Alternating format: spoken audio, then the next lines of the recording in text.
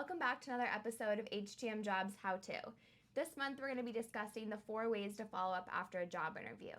You can head to the Career Center on htmjobs.com to view our February article that dives into this topic in more detail, but for this video we're going to bring you 4 tips to take away for your next job interview.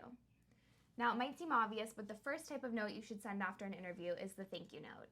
So few candidates choose to do this, and it really goes a long way in the interview process.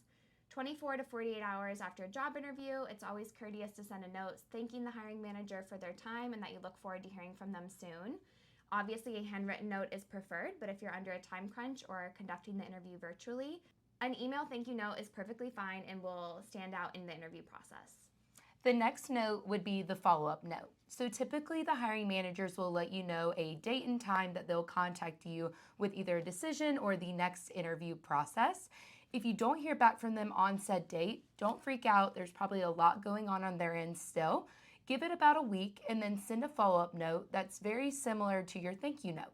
Let them know you're still excited about the position and very much interested, and that you would love to hear about the next steps as soon as they have come to a decision. Now, the third type of note you can send is the exception note. Now, this is the only time that we feel it's appropriate to contact the hiring manager from the time that you've sent your thank you note to the decision date that they've given you. This is a courteous note to send if you are no longer interested in the position, if you've accepted a job elsewhere, or if you would like to withdraw your application from their decision process.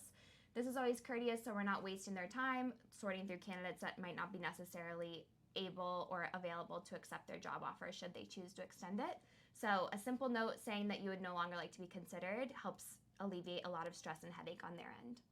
The last note would be the feedback note. This is probably the one that candidates typically skip out on. This would be after the interview went really well and they've let you know that you are not considered for the position. You can reach out to the hiring manager asking for some feedback. This will not only help you understand maybe why you didn't get the position, but also help you with tips and tricks moving forward on a better do your career search. Now, if you want exact templates for each of these types of notes or a more detailed description of what to include, head to the Career Center for htmjobs.com to read more. And our takeaway for this is that the job search takes a while and it requires a lot of patience. It takes a lot of time not only on your end, but also on the hiring manager's end. So just remember to have patience, and while you're waiting to hear back from different interviews, make sure you browse our 400 plus open positions across the country and apply to as many as possible, and we'd be happy to get you connected with the hiring managers. Make sure you like this video, our HTM Jobs How To, and subscribe to TechNation TV. You can also friend Sydney and I on LinkedIn, and make sure again to register and subscribe to htmjobs.com. See you next month.